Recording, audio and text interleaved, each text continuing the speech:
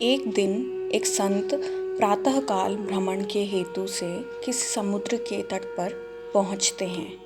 संत का ध्यान वहां पर एक पुरुष पर गया।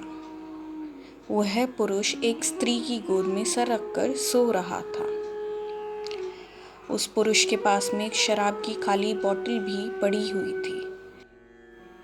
यह सब देखकर संत ने सोचा कि ये पुरुष कितना विलासी और तामसिक है, जो कि सुबह सुबह शराब का सेवन करके एक स्त्री की गोद में सर रखकर प्रेमालाप कर रहा है। कुछ देर के बाद उस समुद्र से किसी मनुष्य के चिल्लाने की आवाज आने लगी।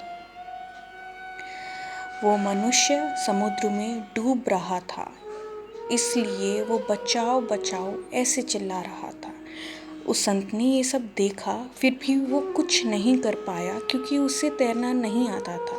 संत बिना कुछ बोले वहीं के वहीं खड़ा रहा और ये सब देखता रहा। जो पुरुष एक स्त्री की गोद में अपना सर रख के सो रहा था, वो खड़ा हुआ और उस डूबने वाले मनुष्य को बचाने के लिए पानी में कूद पड़ा। थोड़ी ही देर में तो उस पुरुष ने उस डूबने वाले व्यक्ति को बचा लिया और वो उसे समुद्र के किनारे पर लेकर आ गया।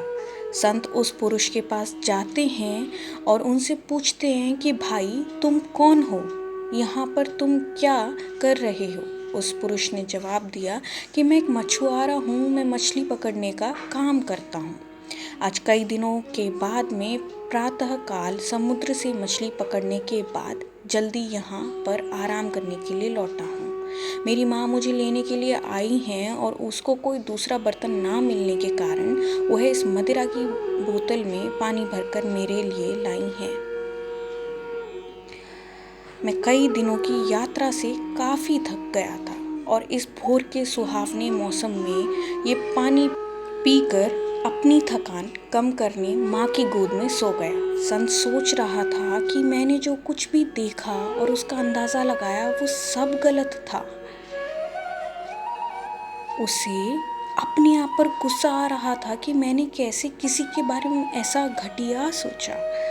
वास्तविकता कुछ और ही थी।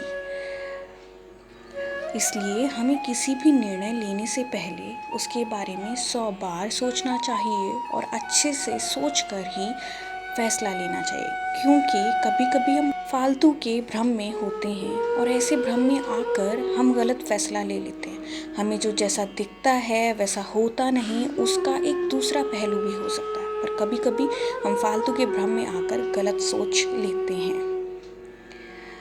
गीता में कहा गया है कि क्रोध से भ्रम उत्पन्न होता है, जिससे बुद्धि व्यग्र हो जाती है।